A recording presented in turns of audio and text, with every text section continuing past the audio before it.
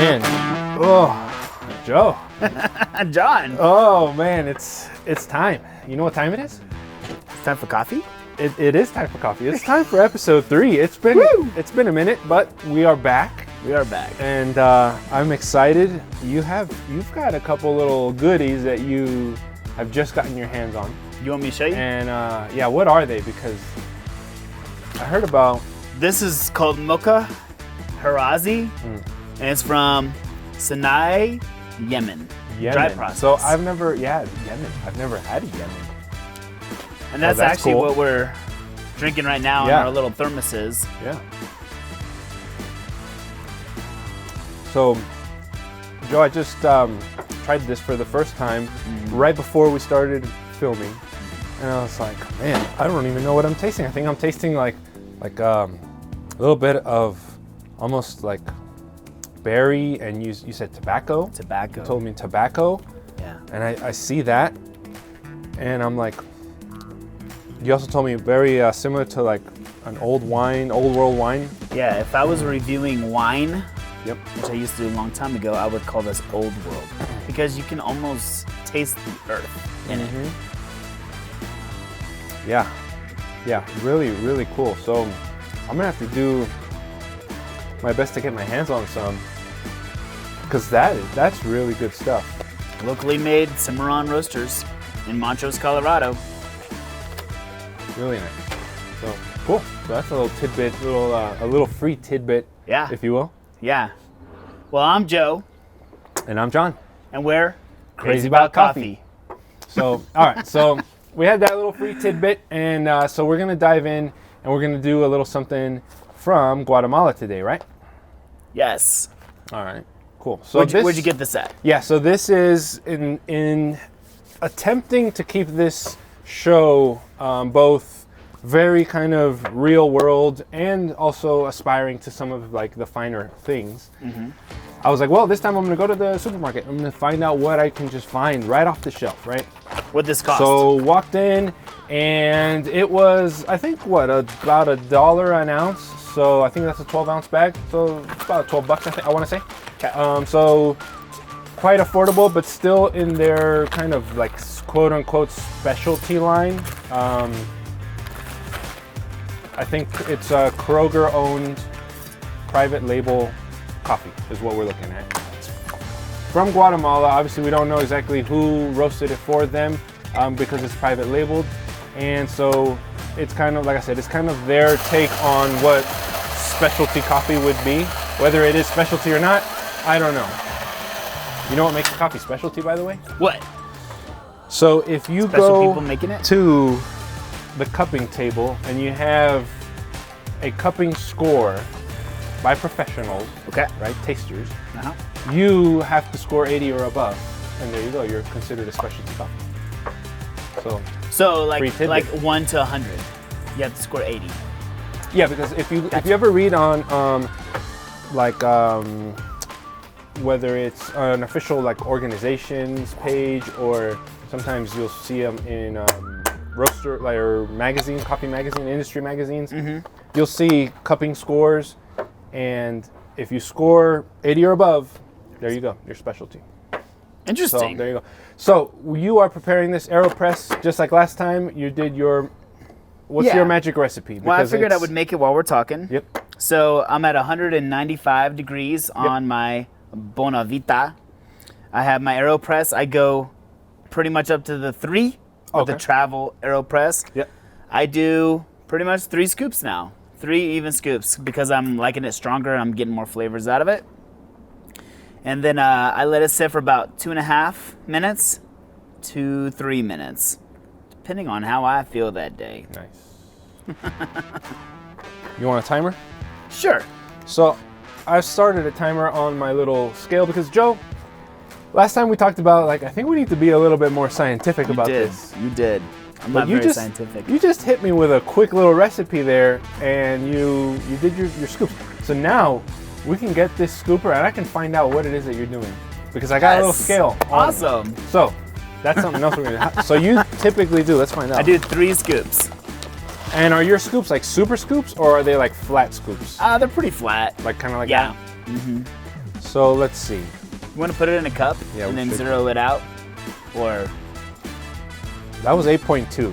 8.2. So Is that a lot? we can put this all I in a don't know. cup.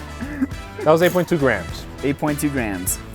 So that means, using my math skills, that we're at about 25 grams per AeroPress coffee.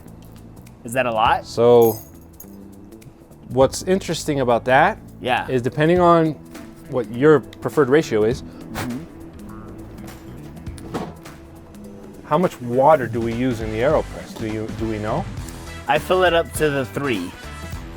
So maybe I need to fill it up to the 3, put it on the scale, and see how much that is. So now we have to figure out how much water we're using, and we're gonna find out what your recipe is. You know, I know a lot of you at home just say, I just want to drink good coffee. I don't want to have to go through all this science and everything else. But John makes really good points, because before I had exact temperature, before I had exact scoops that I use, my coffee tasted different every time. And when you go out and buy a gourmet $22 bag of coffee, you don't want to go into waste. Yeah, and like I get the whole thing of like, oh, I don't want to go through all this stuff. But you know what else? You don't want to buy that bag of coffee, and it costs you a little bit more, like you said, right? Right. It's special coffee. You want it to be as good as it could be every single time, so that you enjoy it the same way every single time, instead of having that inconsistency of like, oh, today it was great, but then tomorrow it kind of, it's not good. So I just, without really thinking too much, I just did 3 scoops. 24.1 grams is what I got. My math So is 24 grams, 25 grams, somewhere in there is probably what you're playing with every time you do this. Okay. Just so you know. Nice. So we're getting slightly more scientific. Science. Science is good.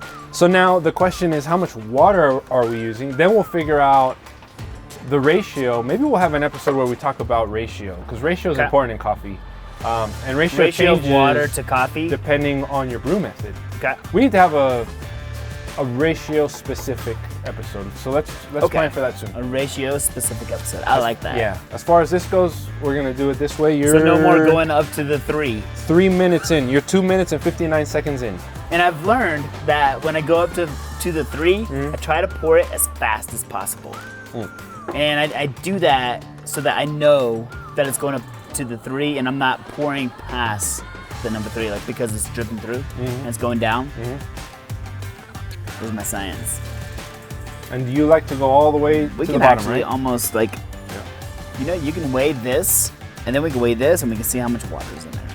Yeah, that's another thing. We can that see work? what kind of, and we can see what kind of retention we have after that brew. So we can, get the water before, there we go, and see what comes out, see what's left over. Got this pretty cup today here. All right. I'll get sneeze. Bless you. Excuse me. We'll leave that for whoever wants it.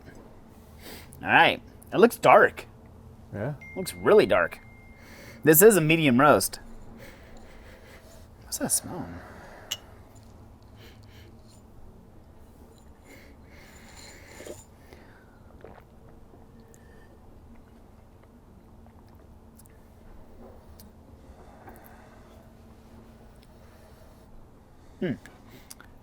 The taste is kind of blending together for me. Because we were just having this one, Well, this Yemen. no, it's just blending together. Like, I'm not getting anything specific off of it. So I get kind of a hint of apricots in a cigar box. in a cigar box. Ooh, That's how I would describe it. I like that description. Yeah, I have like a tiny little sense of sourness, like on the side of my tongue. That's what I'm getting off of the smell. So I thought it was the glass at first. The glass doesn't smell. But it's like a sour tart smell, kind of funky-ish Yeah. that I'm getting. Okay. That's interesting. I'm sticking to the cigar box. Yeah, I can see that. Because there is a little bit of that, I guess, what is it, like smokiness? Tiny little bit of Yeah, smokiness in there. smokiness. Little, Absolutely smokiness. Which is weird.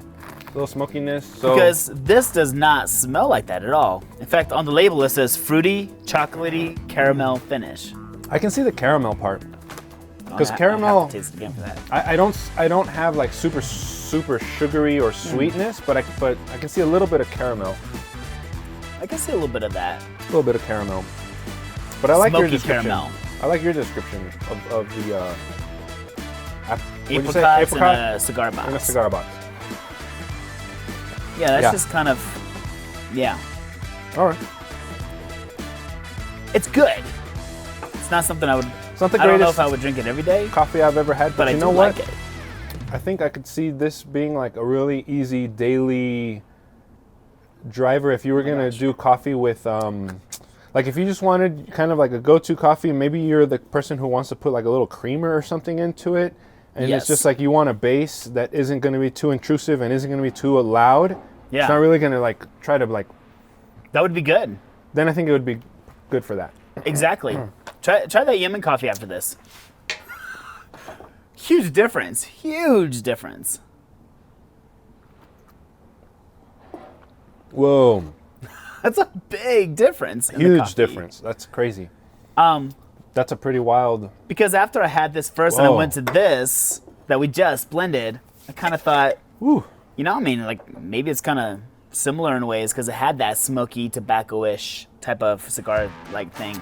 Man, But when you go back to it, man, what happens when you have that? When you go back to that Yemen, what is that? It's like fruit popping all over Yeah, the place. fruit all and over the place, It's yeah. like an explosion of whoa, man.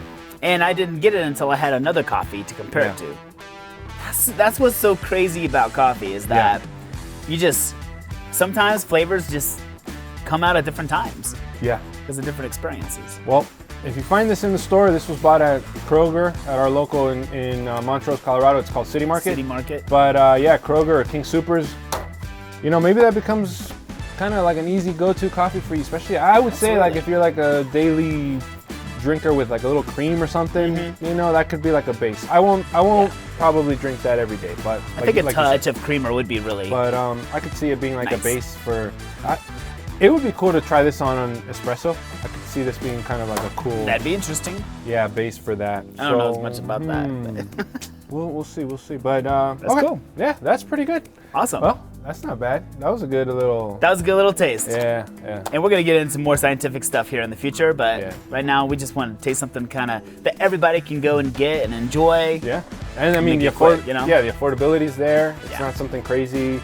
Yeah, because you going to find Yemen coffee, it's not gonna be the gonna be a easiest little thing bit- in the world. Yeah. It's gonna be a little bit more difficult and sure. a little pricier. Absolutely. So, so cool. Well, I'm Joe. And I'm John. We're Crazy about coffee. Awesome, dude. So That was crazy episode. how it like tasted so different. Yeah.